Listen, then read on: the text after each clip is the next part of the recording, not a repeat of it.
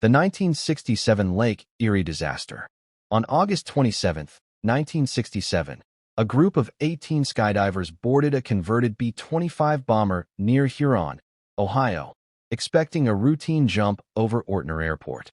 Thick cloud cover made it impossible for the pilot to see the ground, and an air traffic controller mistakenly told him he was above the airfield when he was actually more than 12 miles away, directly over Lake Erie.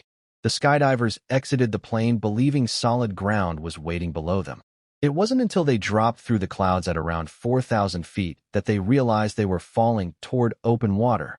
Most of them were wearing heavy gear meant for a land jump, and in the cold, choppy lake, that weight became deadly. 16 of the 18 drowned before rescue boats could reach them in time. Only 2 managed to stay afloat long enough to be pulled out alive.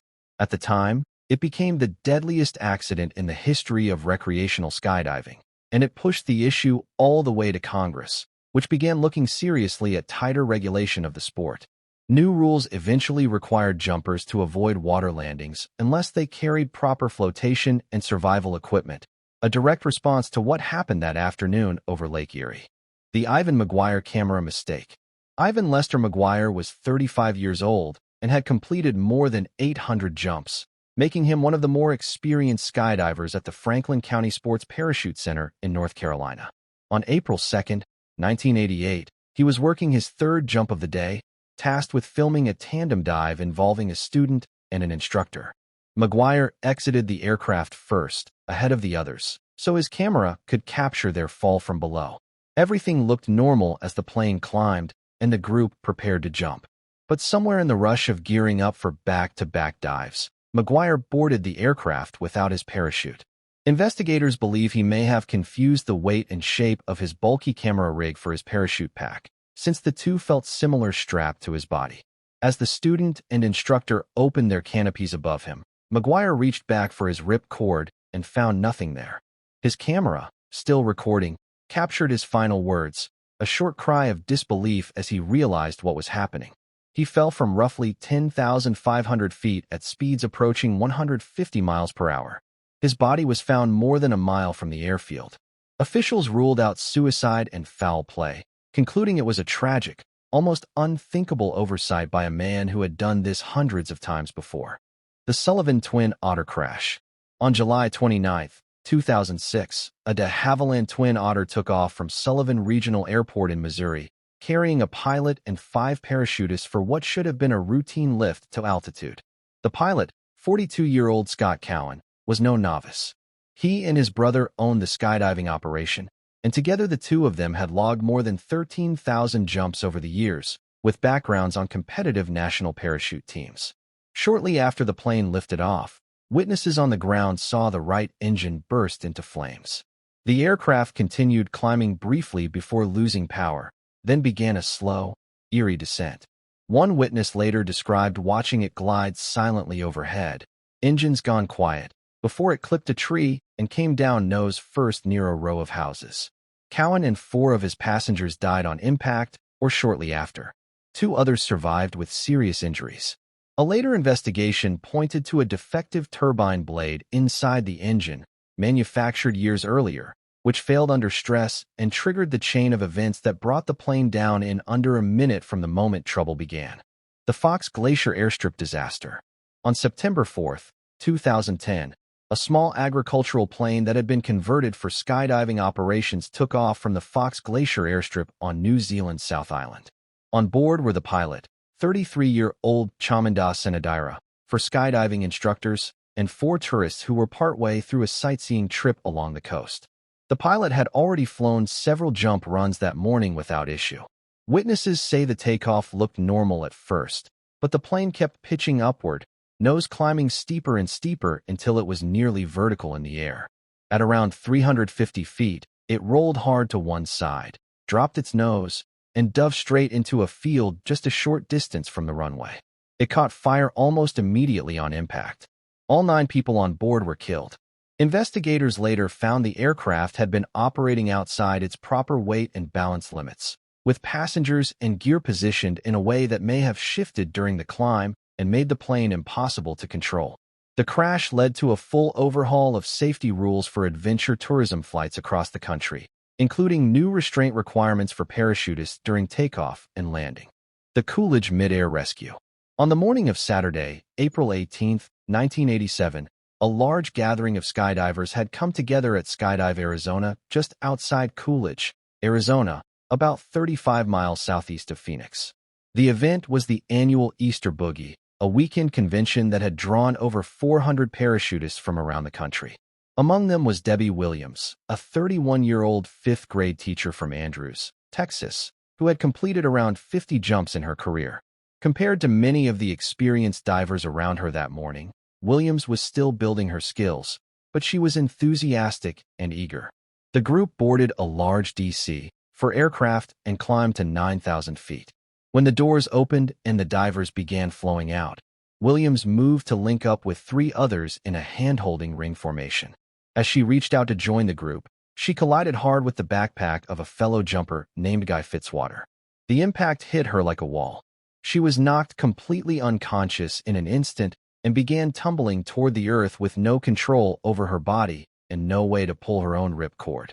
Gregory Robertson, a 35-year-old safety and training advisor for Skydive Arizona with more than 1,500 jumps to his name, was positioned about 40 feet above the group and watched it happen in real time.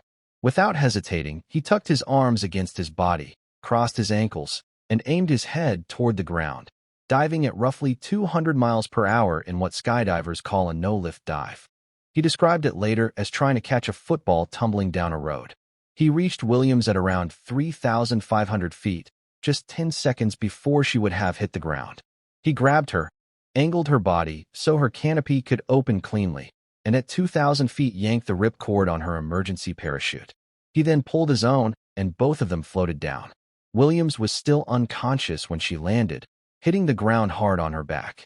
She suffered a fractured skull, broken ribs, extensive internal injuries, and a lung contusion, but she survived.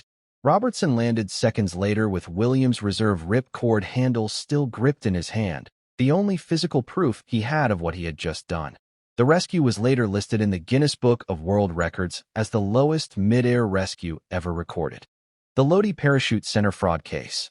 Skydive Lodi Parachute Center in Acampo, California, had been operating since the early 1980s, and over the decades it built a troubling record, with more than 24 deaths linked to the facility. One of the most consequential incidents came in 2016, when 18-year-old Tyler Turner, on what was his very first skydive, went up in a tandem jump with an instructor named Yong Kwan. Something went wrong with their parachute system during descent, and Kwan was unable to open either the main or the reserve canopy in time. Both Turner and Kwan died in the fall, and their bodies were later found in a nearby vineyard. The investigation that followed uncovered something far more troubling than a single equipment failure. It turned out that Kwan's instructor certification had been issued by a man named Robert Pooley, whose own authority to train instructors had already been suspended the year before. Pooley had continued running unauthorized certification courses anyway, training around 100 people, including Kwan, while concealing that his credentials were no longer valid. Federal investigators eventually charged Pooley with wire fraud and identity theft for forging signatures to make his courses appear legitimate. He was convicted after a week-long trial and sentenced to 2 years in federal prison. For Turner's family, the case became less about one fatal jump and more about a broader system that had allowed an unqualified trainer to certify instructors for years without anyone catching it. The Switzerland helicopter fall. This case centers on a parachute malfunction that occurred during a tandem skydive over the Swiss Alps in June of 2013. A 20-year-old Australian traveler named Emma Carey had boarded a helicopter near Interlaken with her instructor, climbing to around 14,000 feet above a landscape of mountains and open pastureland. The jump began normally, and Carey described the free fall itself as one of the most exhilarating moments of her life. But when the parachute deployed, something went badly wrong.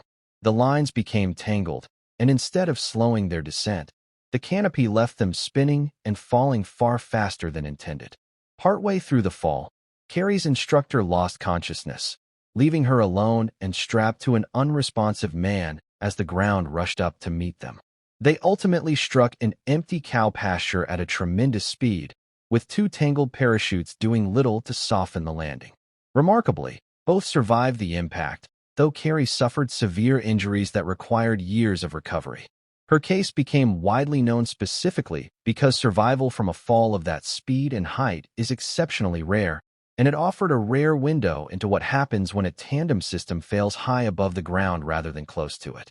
The Upson County Mid-Air Strike. On June 21, 2025, 48-year-old Jasmine Black was nearing the end of her 163rd skydive at Skydive Atlanta, based out of Thomaston Upson County Airport in Georgia. Black was considered an experienced jumper, well known in the local skydiving community, and this jump had gone smoothly up until the final approach toward the landing zone. As she descended toward the tarmac, her parachute struck the gear of another skydiver who was coming in at roughly the same altitude, somewhere around 800 feet above the ground. The collision damaged her canopy enough that she made the decision every skydiver trains for but hopes never to use, cutting away her main parachute entirely and reaching for her emergency reserve. Under normal circumstances, that reserve would have opened and carried her safely down. But the collision had happened too close to the ground, leaving no time for the backup canopy to fully deploy before she reached the tarmac. The other skydiver involved in the collision landed without serious injury. Black did not survive. The Federal Aviation Administration and local authorities opened an investigation into the incident, though officials noted that fatal accidents of this kind remain extremely rare across the sport as a whole.